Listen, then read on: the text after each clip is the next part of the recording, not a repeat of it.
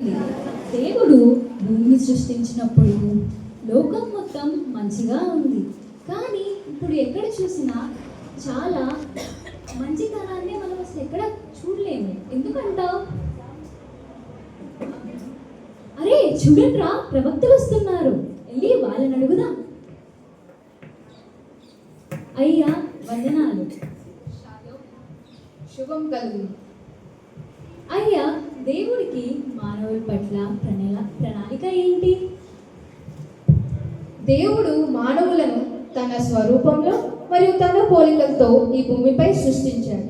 వారికి భూమిని, సముద్రంలోని జంతువులను, ఆకాశంలోని పక్షులను మరియు భూమిపై పాకే ప్రతి జంతువుని పాలించే అధికారాన్ని కూడా ఇచ్చాడు. మరి అపవిత్రత లేదా పాపం ఎలా వచ్చింది? ప్రారంభంలో దేవుడు సృష్టించిన ప్రతిదీ పరిశుద్ధంగాను మరియు పవిత్రంగాను ఉండేది. అయితే ఈ లోకంలోనికి పాపం ప్రవేశించడానికి కారణం మానవుల యొక్క అవిధేయత.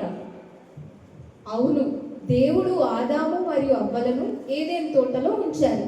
వారికి సమస్త వృక్ష ఫలములను తినే అధికారాన్ని కూడా ఇచ్చారు. కానీ మంచి చెడుల తెలిపినిచ్చే వృక్షాన్ని మాత్రం ముట్టవద్దని ఆజ్ఞాపించారు.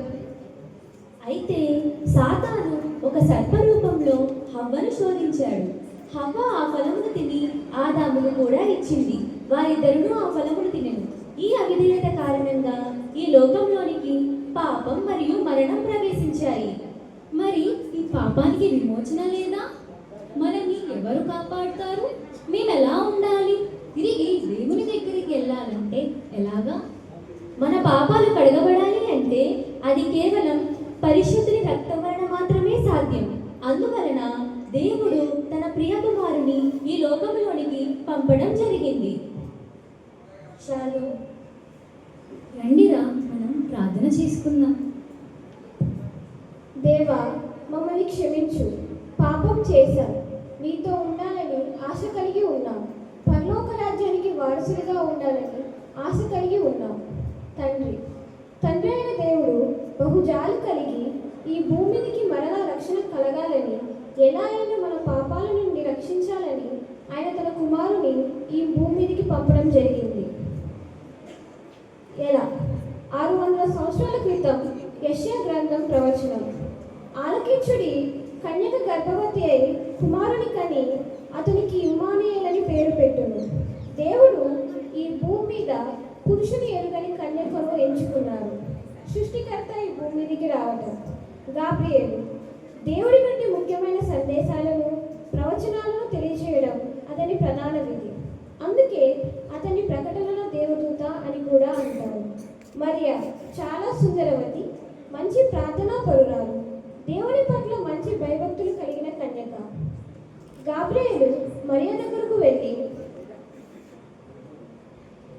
దయాప్రాప్తురాలా, నీకు శుభము, నీవు గర్భము ధరించి కుమారుని కనుగవు, ఆయనకి యేసు అని పేరు పెట్టు. ఇది నాకెలా సాధ్యం? పురుషుని ఎరుగని దానినే. పరిశుద్ధాత్మ నీ మీదకి వచ్చును, సర్వోన్నతుని శక్తి నిన్ను కమ్ముకొను, కనుక పుట్టబో శిశువు దేవుడి కుమారుడు అనబడు. నేను ప్రభు దాసురాలను, నీ మాట చొప్పున నాకు జరుగుగాక.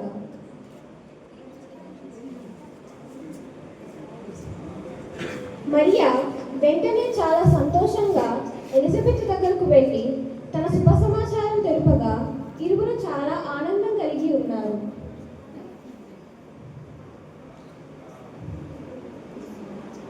స్త్రీలలో నీవు ఆశీర్వదింపబడిన దానివే, నీ గర్భము ఆశీర్వదింపబడినది.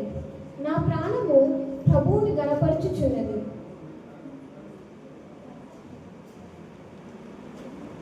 యోసేపు. ఈ సమాచారం తెలిసిన యోసేపు మరియను ఎలా అయినా విడనాడాలని ఆలోచన చేయగా,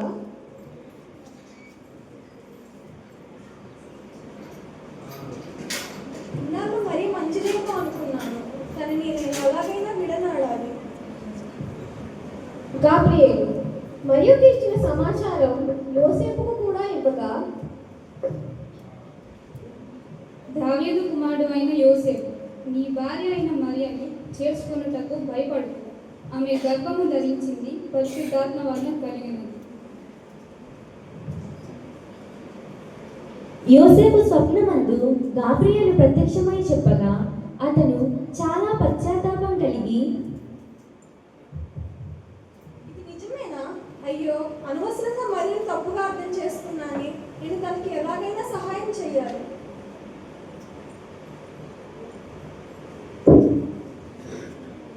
మరియా ప్రసవ సమయం దగ్గరికి రాగా హేరోదు రాజు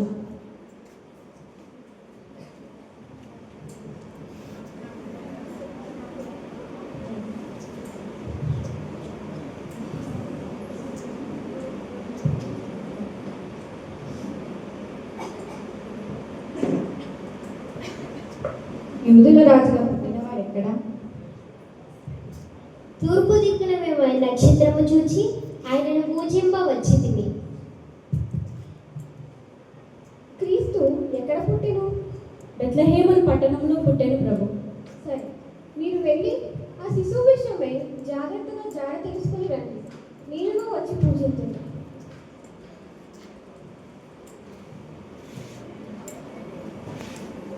హేరోదు రాజునైన నేను మరి ఒక దేవుని పూజించుట అసంభవం. ఎవరక్కడ?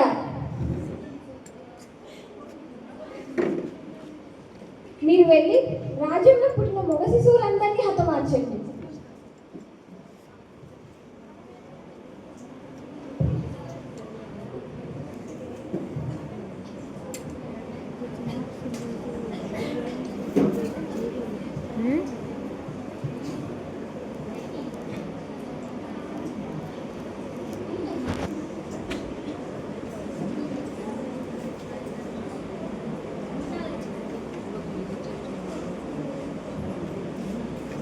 యోసేపు నిద్ర మేలుకొని ప్రభువు దూత తనకు ఆజ్ఞాపించిన ప్రకారం చేసి తన భార్యను చేర్చుకొని బెత్లెహేము పురముకు ప్రయాణము కొనసాగించాడు.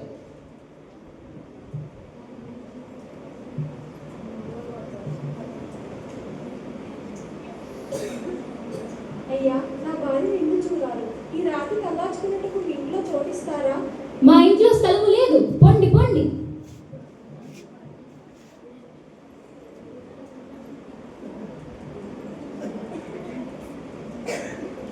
అయ్యా, నా భార్య నిన్ను చూడాలి. ఈ రాత్రి కల్లాచుకున్నట్టుకు మీ ఇంట్లో చోటిస్తారా? మా ఇంట్లో స్థలము లేదు, పొండి పొండి.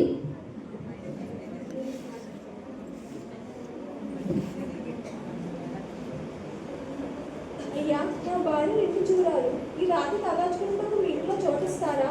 మా ఇంట్లో స్థలము లేదు గాని మా పశుల పాకలో ఈ రాత్రికి తలదాచుకోండి.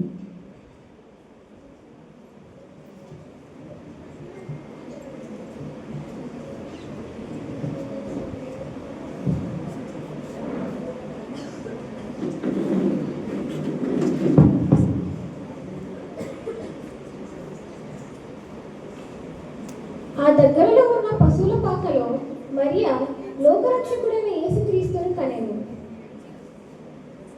ఆ దగ్గరలో ఉన్న పొలాలలో పశువులను కాల్చిన గొర్రెల కాపుల దగ్గరకు దూత వెళ్ళి,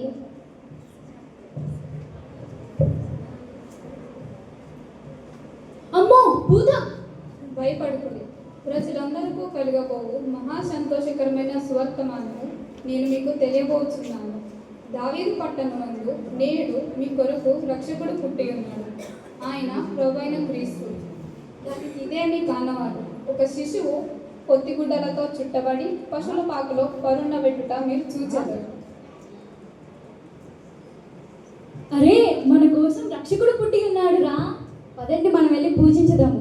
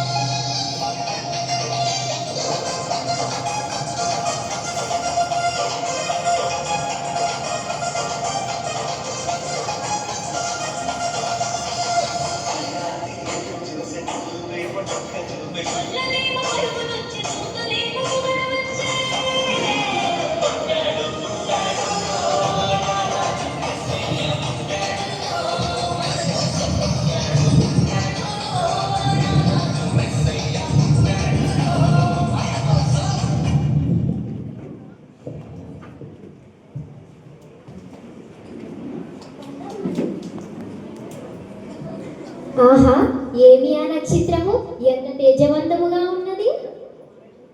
అది క్రీస్తు పుట్టుకకు సూచన.